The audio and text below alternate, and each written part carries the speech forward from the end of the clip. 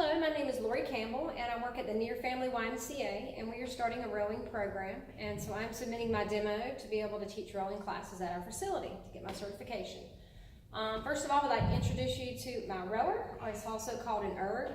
The parts of the rower are right here is your damper, right here is your flywheel. Your flywheel actually has a fan inside, and you have a damper switch on the side here that controls the damper. For the purposes of the day, it goes from 1 to 10. We're going to be at level 3. So we're going to go ahead and set that to 3. Right here you have your computer monitor, which shows you your statistics on your rowing stroke. And then down here we have our handle, which right now is up against the chain guard, and normally that's where you would store it when you're not rowing. Since we're going to row today, we're going to pull it down to our handle hook and leave it right there so we can access it easier once we get our feet into the rower. This is our foot flex, which is where we will put our feet for the rowing. This adjusts up and down depending on the size of your feet, and we will get into that later. This is your monorail, and this is your slide, your seat slide that goes up and down the monorail. I'm going to go ahead and take the rower apart just to show you how easy it is to disassemble and assemble. You will grab the little clip here in the front, and you will lift your rower up until it separates. And it stores upright from here all the way up. And then also you can store this part upright as well and put them side by side for easy storage. We're going to put it back down. I'm going to put it back together. Grabbing that handle again where we took it apart. Putting it right back in place. Making sure that it clicks down and that we push back down into that. And so now we're going to start our demo. I want you to enter the rower from the back of the rower instead of trying to step over it, just for safety, not having to worry about this sharp edge here or tripping over the monorail as you're getting on. So you're going to enter rower from the rear. You're going to have a seat on your seat. And we're going to put our feet up into the foot flexes. And when you have straps here that you want to be around the widest part of your foot. So once you get your feet in the straps, you will grab the straps and pull them tight so that your feet are snugly in the foot flex. When you get out of the rower, you will actually push apart, take your thumbs and just push out on the clip, and that'll open up your straps so you can get your feet back out. But for now, we're going to go ahead and tighten that up. We're going to grab our handle out of the hook, and we're going to sit up nice and tall. And this is the catch part of your rowing stroke. So when you're in the catch phase, you actually have your hands about shoulder width on the handle, and your hands are up in front of your chest. Your hips are a little bit behind your shoulders, so you're at about a 1 o'clock position, and your shins are perpendicular with the floor. So right here is going to be up and down. Feet are pushed into the foot flexes with the bottom of your feet, and this is called your catch phase of the row. Once you push into your feet to straighten your legs, we'll be moving into the drive. So you're going to keep your arms straight. You're going to keep that 1 o'clock position, and you're going to drive back, pushing into your legs. Once your legs get straight, then you can hinge back into that body swing, and that's at about 11 o'clock. And then you're going to pull the hands in to your chest, and they're going to be between, say, your chest and your belly button. Your elbows are down. Your shoulders are relaxed. So you don't want your elbows bowing out like chicken wings. You want them kind of relaxed. And that handle is going to come in right between your chest and your belly button. And this is your finish. So you're at the finish part of your stroke. You're pushing into your feet. And you got a nice tall spine here so that you're keeping your back safe. Once you get to the finish, then you're going to go into the recover part of your stroke. You're going to straighten your arms out. Then you're going to hinge forward back to that 1 o'clock position you were in for the catch. Then you're going to bend your knees and slide your slide back forward into the catch position. When you get to that catch position, you want to make sure that that seat is about 6 to 10 inches from your feet. So it shouldn't be coming in and touching your feet, because those hips are going to be just back of the shoulders to keep that from happening. Okay, so now we're going to go back into the finish part of the stroke. We're going to straighten the legs for the drive. We're going to move back into the finish. We're going to put the elbows in for that final part of your finish. And we're going to do a pick drill, which is just a little drill to get us a feel of what the rowing feels like. We're going to do arms only rowing first. Arms only here, pulling in. And this is very gentle. not very hard at all. And when you bring it into your chest and around your belly there, you want to pull it in and it's tap and go. So you're not holding it there at any point. As soon as the handle comes in, you're letting it go back out.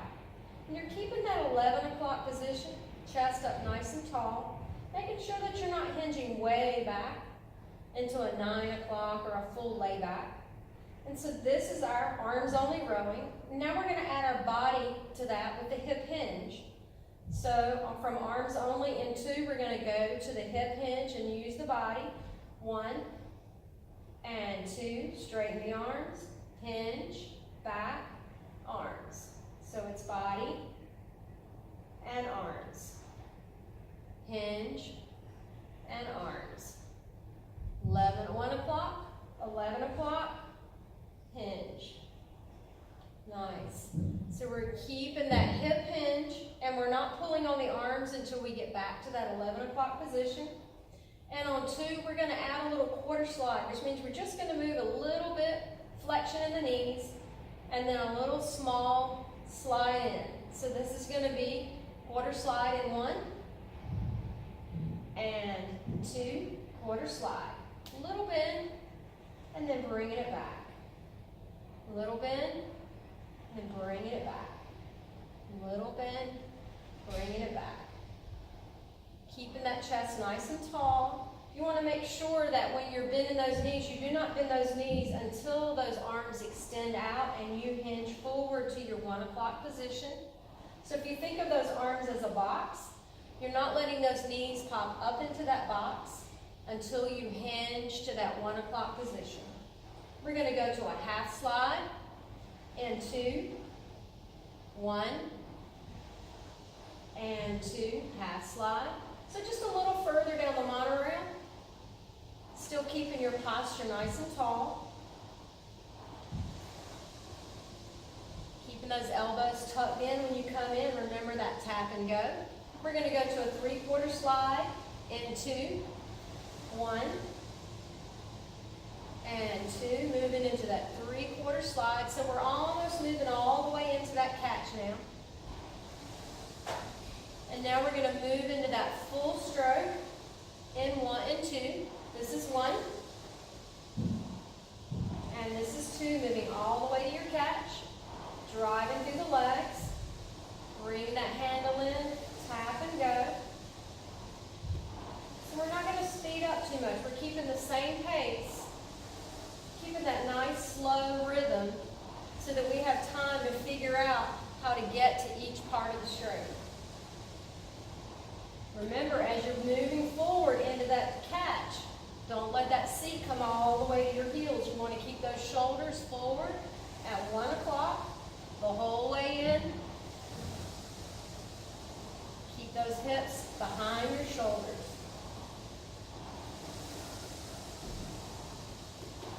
Nice job. So now what we're going to do is we're going to stop and set up our computer for a little interval. And we're going to stop and put our hook and the handle hook on 2. 1 and 2. Put that in the handle hook there. And we're going to take our feet out, pushing the thumbs out on the plastic, lifting up. And this will make it easier to get to our computer monitor. So if you'll look at your monitor here, in front of you at the top, you have your on the top left, you have your time. On the right is your strokes per minute. And just under that is a little bigger number, which is your 500 meter time. That is your time that it would take you to row 500 meters at the pace that you actually are at while you're on the rower. And then under that is the actual meters that you have gone. And then it goes into averages, average 500 and your split meters and your projected meter time for 30 minutes. What we're going to do today is we're just going to do a 2-minute row and then a 1-minute interval off. And we're going to do that twice. So what you're going to do is press your menu button. You're going to go to select workout. You're going to hit new workout. And we're going to hit intervals. At the bottom of that, you're going to hit intervals variable. And it's going to say interval 1. You have options of calorie, distance, and time. We're going to do time for today. And and it'll have set the time. So you have a little plus sign. You can increase that minute to 2 minutes on your setting your time. And you can use the arrows to move down to the next numbers until you get to set your rest time. And we're gonna do 1 minute. So you'll hit the plus sign to get that to 1 minute. You'll hit the check mark box on the bottom right, and then it's gonna say interval 2. And then we're gonna do that one more time. And if you just hit the check mark again, it'll do the exact same thing that we already did. And you'll hit your check mark. And then you'll hit no more intervals. And then you're ready to start your row. When you get ready to start your row, you want to make sure that you don't pull too hard on the handle until you get back to the finish so that we can do it together. So we do want to row together when you're rowing in class. So you're going to pull back slowly to get to your finish, because that's where we're going to start. Chest up, chin up. And you're going to drop those shoulders down. We're going to get that 11 o'clock position. And we're going to start our row in 1 and 2. Here we go. Hinge and push. Nice. So keeping that same rhythm we had earlier. Thinking about the push through your feet a little bit more. Catch, drive, and finish. Recover is when you're coming from that finish back into your catch. So if you're looking at your 500 meter split time in there, that is the time it would take you to row 500 meters at this pace and with this effort level. So in order to increase that, or to give yourself a little more power while you're rowing, if you push into your feet a little harder on that drive back, you will watch that number go down. So we're moving into our 2nd minute of this interval, and I want you to push into the bottoms of your feet, and I want you to put a little more effort into that row, still keeping that 1 o'clock position until you get back to the finish. 1 o'clock, straighten your legs, hinge back, 11 o'clock. 11 o'clock, 1 o'clock, push. So as you push into those feet, you're going to see that 500 meter time drop down a little bit. So that means your boat's going a little faster. You're putting a little more effort forward. Nice tall chest. Remember, you don't want to lie back too far into that pool as you start to power. You still only want to go to that 11 o'clock.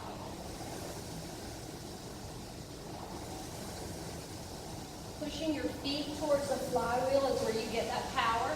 And now we're in our 1 minute rest period. So it's easy to keep pace with everyone in a class by slowing down how hard you're pushing if you need a rest. And you can still be rowing at the same pace as everybody in class, but maybe not with the same effort because you need a break. Feel free to take those when you're taking classes. And try to take an active recovery instead of stopping and getting off unless you need to. So we have 30 more seconds here on this interval for our rest. Nice tall chest. Really thinking about that core.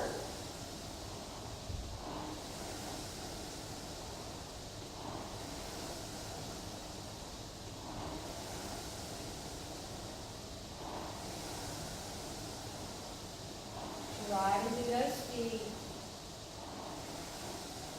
And we're going to put our hook handle down in 2. This is 1 and 2. And we just completed our first interval. You're going to put your hook handle, your handle back on your hook. And we are going to push the thumbs out, loosening your straps, and take your feet out. Remember that when you are done with your rower, after class or any time that you're rowing, you want to make sure that you wipe down the handles, wipe down your foot flexes if need to be, and we'll have some Windex so that you can wipe down the monorail if it should need that, and also making sure that you wipe down your seat. So those are the etiquette things that we will do for the row when you're done. You will also take your handle, put it back up against the chain guard to protect the cord inside, and you're going to bring your damper back down to 1. So that is all for my demo, and I appreciate your time and your consideration. Thank you.